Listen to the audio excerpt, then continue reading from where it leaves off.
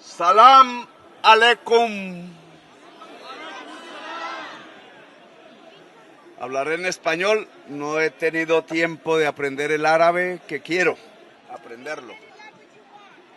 Y leer 100 años de soledad de Gabriel García Márquez en árabe. I will speak in Spanish because it's my mother tongue, but also I mention the book by García Márquez, 100 Years of Solitude. Nosotros, los colombianos, tenemos mucha sangre árabe, todos en nuestras venas. The Colombian people, we are plenty of Arab blood in our veins. Porque los marinos que llegaban en los barcos de los conquistadores castellanos en 1492, saliendo del sur de España, eran realmente marinos árabes. The people who come to, let's say, discover America was not the Spanish people, was Arab people who come to Latin America. Así que el califato de Córdoba es parte de Colombia. Then the Córdoba Caliphate is part of the history of Colombia. Y por eso tenemos culturas similares que no creemos, pero cuando investigamos resultan ser árabes. That means we have a lot of legacy of the Arab world that make us so similar. Boy. So we got to talk about the super far left weirdo socialist Colombian president Gustavo Petro, who decided to come to the United States and to basically encourage treason against our leadership, right? That is what he did during a trip to New York City, which was supposed to be for a UN General Assembly, in which he did attend the General Assembly. He spoke. And he was pushing all of his socialist Marxist nonsense, even to the point where he basically gave permission for his citizens to go fight against Israel for Palestine. I'm not making this up. This is what he said at the UN. Ni la de Nueva York, ni la de París o Madrid sirven. No van a durar si la crisis climática pasa a colapso, y ya lo hemos visto. Por tanto, ¿qué vamos a hacer? ¿Esperar más discursos? No es posible. Es el momento de la acción. Y yo aquí me retiro y hablaré en Colombia para abrir la lista de voluntarios colombianos y colombianas que quieran ir a luchar por la liberación de Palestina. Y si le toca al presidente de la República de Colombia ir a ese combate, no me asusta, ya estuve en otros. Pues voy, pero que eso pase en todos los pueblos del mundo. Seamos capaces de cambiar, de transformar el mundo. Gracias, muy amables. Yeah, so you see that, you heard that. And just in case you didn't understand that, right? Basically what this dude said is that, the climate crisis is going to destroy, big cities, right? Like New York or whatever. And then he goes on to say, well, I'm giving permission for Colombians to go and fight for the liberation of Palestine, and that he would go himself, right, if he has to. And I'm like, I don't think that's a bad idea, right? I think all of these Marxists, these socialists, I actually do think that they should be encouraged to go and fight on behalf of Palestine, right? If you really, really, really care about Palestine that much, you know what? Maybe, just maybe, we should let him go, right? Let's let him go. In fact, he should go first, right? The Colombian president should go first. Let us know how that works out, right? Please, right? Let us know, okay? But anyways, this clown met with Zara Mandami, who's also another clown, okay? Because you know how socialists and Marxists like to hang out with each other, right? So again, birds of a feather is what you see here, okay? They're hanging out in New York City. But where he really got in trouble is this speech that he gave in New York City outside to a bunch of socialists, where again, he seemingly encouraged U.S. soldiers to disobey the president's commands, right? To basically commit treason. Las naciones del mundo entonces aportarán hombres y mujeres entrenados y armados para configurar ese gran ejército. The people and the nation should be involved to create this great army.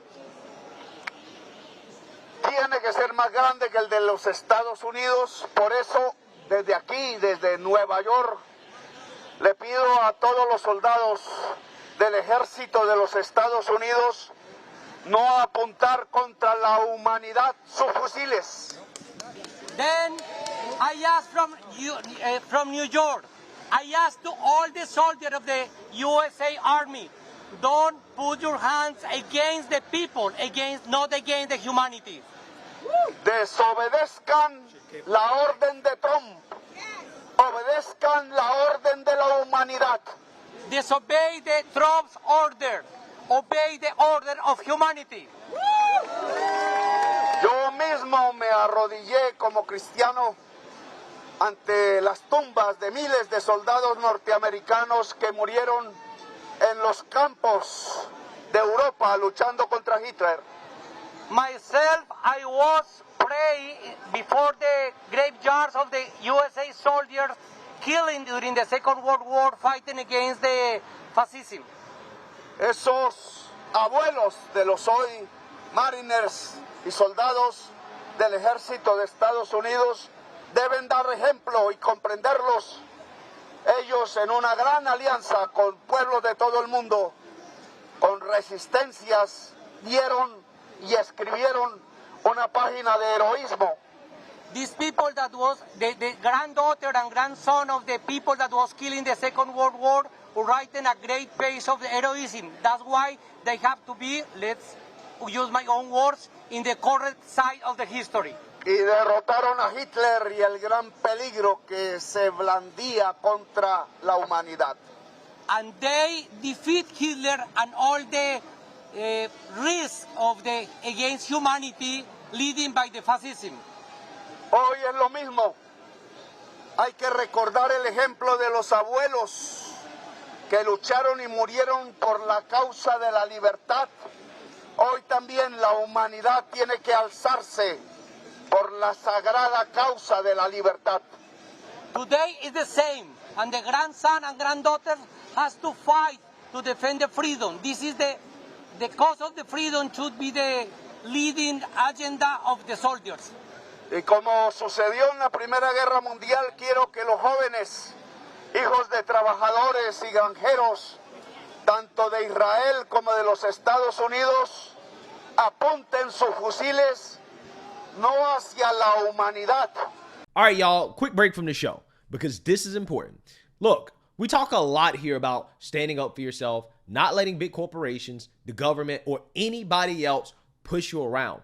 But what happens when real life hits, car accidents, workplace injuries, medical mistakes, and suddenly you're the little guy going up against a massive insurance company?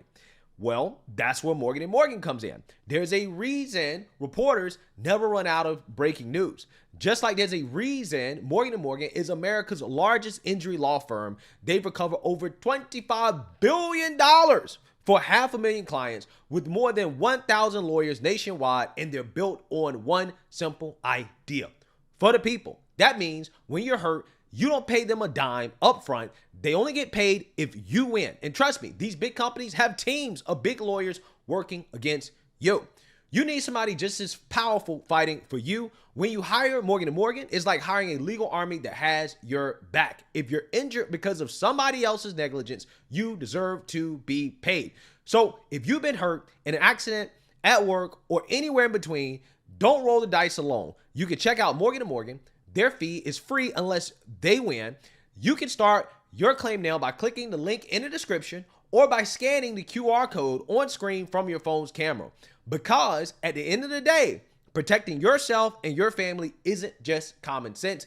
It's conservative values in action. Yeah. See, now you heard that, okay? This weirdo, who is the president of Colombia, came to U.S. soil and gave a speech in the middle of New York City, right? A major U.S. city, okay?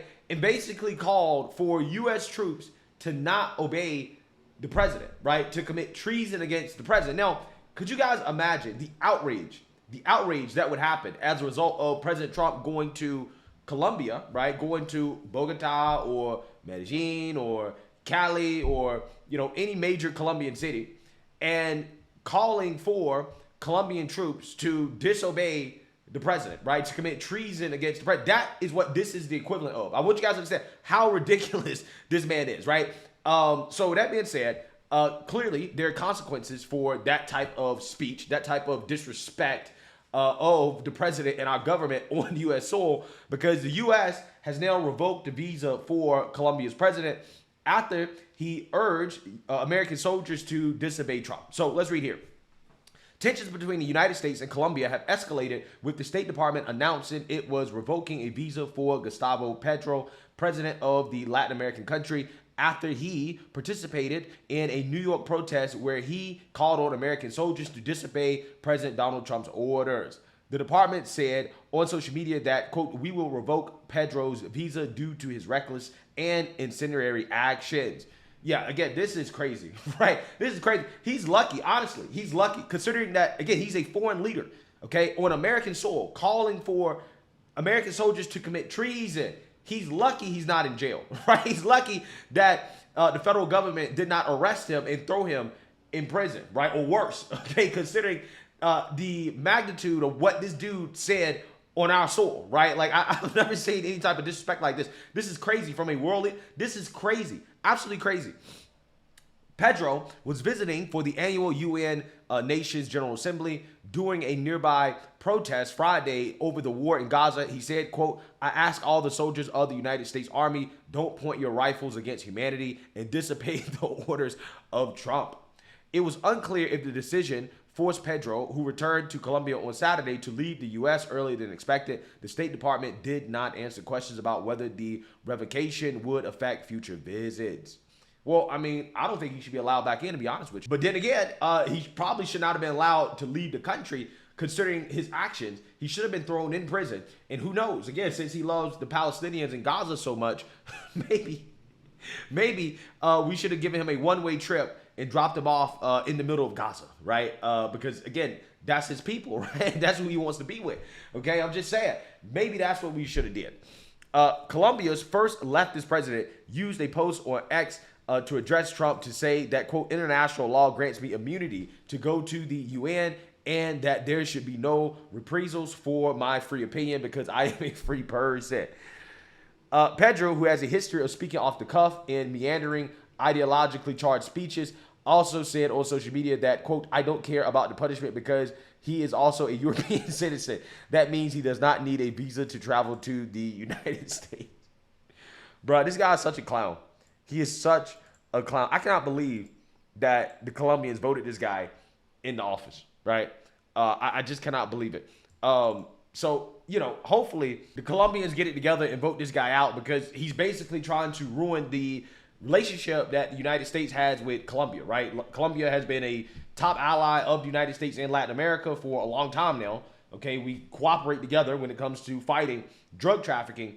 But there have been repeated clashes between Petro, a former rebel group member, and Trump's Republican administration. So yeah, what he's trying to do is that he's trying to ruin our relationship. Okay, this is what he admits out loud on X. Okay, after he arrived back in Bogota, he said that, hey, he found out he no longer had a visa, and that separating the U.S. from Colombia is what the mafias need. Like, what the U.S. government is doing, to me, breaks all the norms of immunity on which the functioning of the United Nations and its General Assembly is based. There is total immunity for presidents attending the assembly, and the U.S. government cannot condition the opinion of the U.S. The fact that the Palestinian Authority was not allowed entry and that my visa was revoked for asking the U.S. and Israeli armies not to support a genocide, which is a crime against humanity, demonstrates that the U.S. government no longer complies with international law. The United Nations headquarters cannot continue to be in New York. Well, I mean, with the current state of Colombia, it certainly can't be in Bogota either, right? So I'm just saying, this guy is a clown, okay? And he's getting a lot of backlash from his own people, okay? This guy says, don't deceive people. Your visa will not be revoked for what you said during the United Nations General Assembly, nor for defending Palestine and children of Gaza, or for criticizing Netanyahu. The State Department itself was clear in stating he stood on a street in New York and argued U.S. soldiers to disobey orders and incite violence. What would Pedro say if President Donald Trump comes to Colombia and invites the soldiers of the National Army to disobey the orders of the President of the Republic? Yeah, I mean, that is a valid point, right? I mean, that is the point. Like, that would never be acceptable, right? Nobody would ever accept that, okay? But this guy thinks he can come to our country and basically call on our soldiers to commit treason. Wow. Wow. This guy says, Pedro in drama king mode, the U.S. took away my visa. The world is ending. The UN must move to Nieva. The reality, a visa is not a human right. It's a privilege. If you act like a firebrand activist, they can take it away from you. That's all there is to it. The U.S. doesn't owe you anything. It's their territory, their rules. Asking their military to ignore their own government and their historic ally is a hostile act. The UN is not an excuse for your cheap circus show. Serious presidents know how to handle diplomacy. You just throw tantrums. It's not Washington that's breaking international norms. It's you who confuses sovereignty with servility to your ideological speeches. Yeah, I agree with that. Again, spot on. Spot on. Yeah, this dude gets so much backlash. Petro Gustavo wants to make us believe that without a visa, there is no democracy. The reality is harsher. Without security, without strong institutions, and without results, what there isn't is a government. Separating Colombia from the United States of America, our main ally in cooperation, trade, and security, is not defending sovereignty. It is putting it at risk. A country's strength is measured by its ability to build a state, not by the tantrums of its leaders on X. Yeah, I mean, I agree. Right? I agree with these people who are criticizing the president here for coming to the United States of America and giving such an inflammatory speech against the president of the United States on our soil. Again, he's lucky that he was allowed to leave, okay, and wasn't thrown in prison, right, or worse. I'm just saying, these type of stunts can't be allowed. This guy should not be allowed back on U.S. soil. We need to encourage the Colombians to enact regime change, right? They got to vote this guy out, okay, because this guy, he's screwing it up, okay? He's screwing up our relations, and I don't think we can have that, right? They got to get this guy out ASAP, right? ASAP. So let me know what you guys think. Make sure you like, comment, and subscribe. Most importantly, share a Black conservative perspective. Peace.